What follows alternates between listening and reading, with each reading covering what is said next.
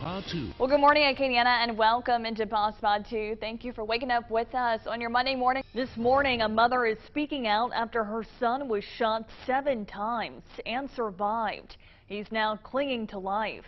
A murder suspect has pled guilty to battery of a school teacher after being accused of violently attacking his child's bus driver in February. And as you can imagine, families were in their homes hunkering down. Some of them we talked to said it sounded like a freight train was coming through.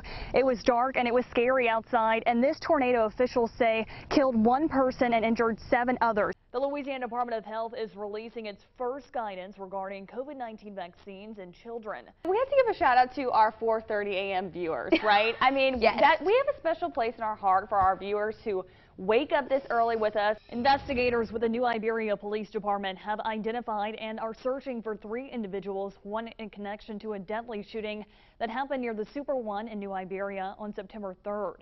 Hurricane Ida flipped Lafitte's fishing industry upside down, leaving the seafood industry in shambles. A big tree has fallen down on Foreman Drive, so if you're coming down Eras Landry and you'd like to take a ride on Foreman, you will not be able to. Breaking news just in, Louisiana State Police have issued a level 2 child endangerment alert on behalf of the Tangipahoa Parish Sheriff's Office. Here on North McGowan Street in Rain, there is extensive flooding. Now, I'm about ankle deep in these flood waters. Reports suggest phony loan lenders are guaranteeing a quick loan with no upfront fees.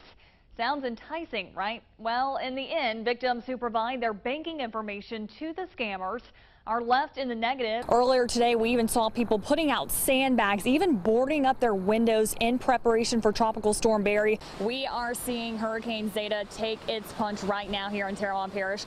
The winds and the rain have consistently gotten heavier and heavier. And as reporters, when we go out into the field and we talk with families who have experienced such tragedy, I get asked a lot, how do we keep our emotions in check? Police are looking for a New Iberia man they say brutally beat a 5-year-old autistic boy as punishment for getting into trouble at school. Flip it over. There we go. There we go. Nice and high with a smile. Get that shake going. Get us awake in the morning. This is the fun part. And we're cooking up some foods, all in an effort to help fight breast cancer. I am now joined with Miss Deb Perkle with the Lafayette Jockey Lot. Familiar face here on Pod 2. You've seen her before. Good morning to you, Deb. Thanks for joining us. Good morning, Caroline. That's right. We are on 10 acres of land that's surrounded by beautiful Christmas lights and decorations. This is downtown Houma on Main Street, the heart of Houma. I actually grew up not too far from here, down the bayou. As we all know, Houma was one of the hardest hit areas from Hurricane Ida. As you can see, businesses are torn up, glass shattered, pieces of metal still on the street. And all of the residents I spoke with here have some type of damage to their home. We lost everything, ma'am. Those are the words of many residents in Houma. Some say they're lucky just to be alive. I made it through it, though. Thank you, good Lord. Residents I spoke with who rode out the storm say never again. It was very scary. I'll never do it again. Last time I want to hear that noise, I never want to hear that noise ever again. It lasted for hours and hours. Rows of cars were lined up with people waiting to get essentials at the Houma Terrebonne Civic Center. Tarps, water, MREs, and bags of ice were all handed out. You know, people want to come in and fix their houses, and you know, there's many companies up here, and then we're getting a lot of tarps up. Or we had a lot of roof damage. Some houses were totally destroyed, some buildings. Houma remains without electricity. One energy company official says it could be weeks, if not longer, until all power is restored to the city. Reporting in Houma, I'm Sylvia Masters. One Lafayette resident I spoke with says she was scammed out of $2,100 out of her own money in the form of Bitcoin when the scammer threatened to have her power disconnected. Now she's warning others tonight this can happen to anyone. I called Entergy and I said, I just went and paid my bill. Can you see if you've been credited? And she said, ma'am, you don't owe us anything. And I said, oh my gosh, I've been scammed. That's the moment Becky Addison knew she had been scammed by an Entergy imposter. The scammer called her from an 800 number stating her business was 2 months overdue on their utility bill. She was then instructed to make a payment of $2,100 through Bitcoin or the power would be disconnected. In this instance, they wanted to use cryptocurrency, Bitcoin being the currency of choice.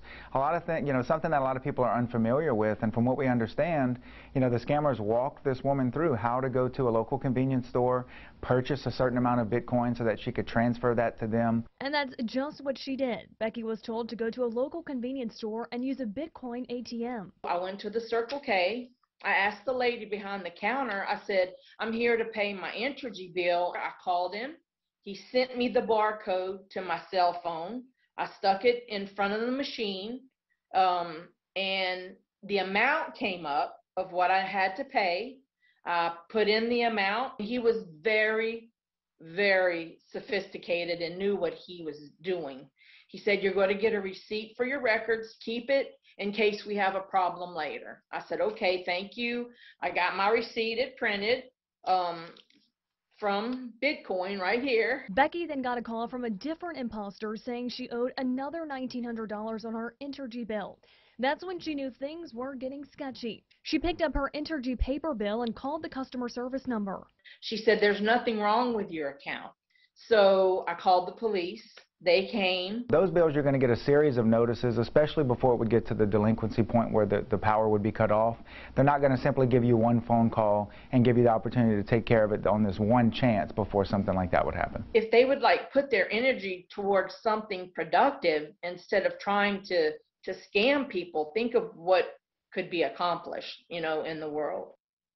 Entergy is aware of the scam and wants to remind customers they will never demand immediate payment and does not accept cryptocurrency. Now, here are some tips from the BBB on how to spot Entergy imposters. Prepaid debit cards and wire transfers are red flags.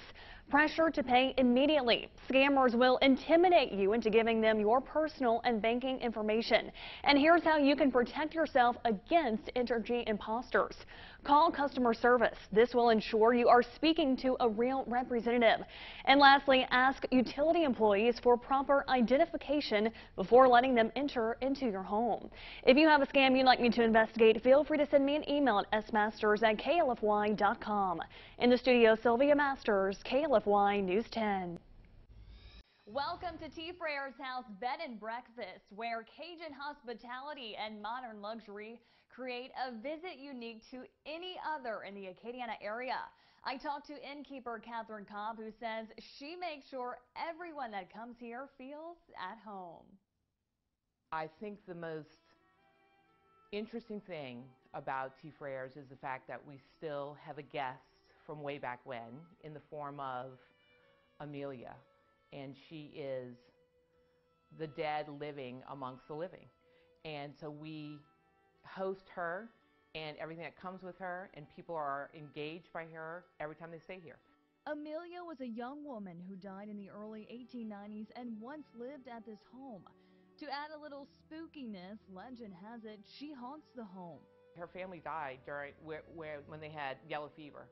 And she has a husband and a child that is buried in a Catholic cemetery. And because they were not sure if she was murdered or suicide, or if it was a suicide, she was not allowed to be buried with her family.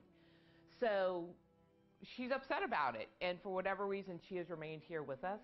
I have actually never physically seen her, but I hear her every day. From the opening and closing of the doors in the kitchen to the walking around upstairs. Ghost hunters have even visited T. Frere's to communicate with Amelia.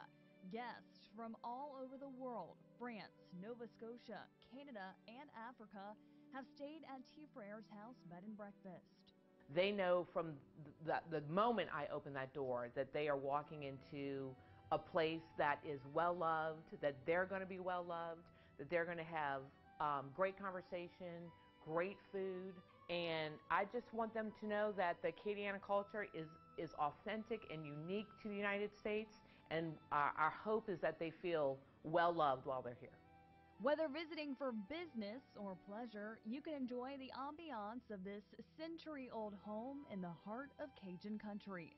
In Lafayette for Destination Louisiana, I'm Sylvia Masters.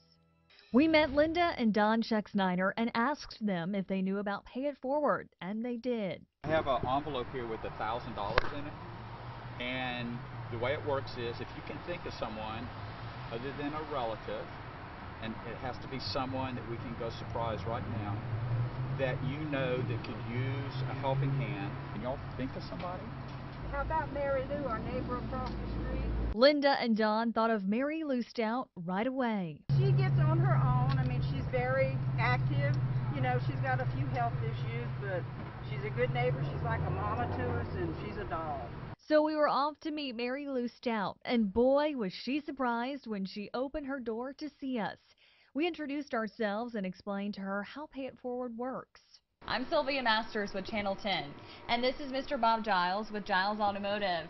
And we have a program called Pay It Forward, and we go out into the community and we meet somebody random and we ask them if they can think of someone to pay it forward to. And Mr. Bob will explain what he has. Yeah, so I have an envelope. It has some money in it.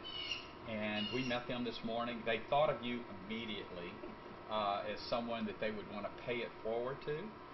So I'm going to give this to Linda and Don so they can pay it forward to you. And what is this for? It's just, we call it Pay It Forward, and it's just something we do in the community to try to help other people. Thank you. Yeah. Mary Lou opened the envelope to a surprise like no other. $1,000. $1,000, yes. And what is this for? I mean, for you. It's just for you. It's a Pay It Forward. Yes, ma'am. Thank y'all so much. I mean, I just don't know what to say besides fiberglasses. Mary Lou's reaction was priceless to a gift from her neighbors. For Pay It Forward, I'm Sylvia Masters for KLFY News 10.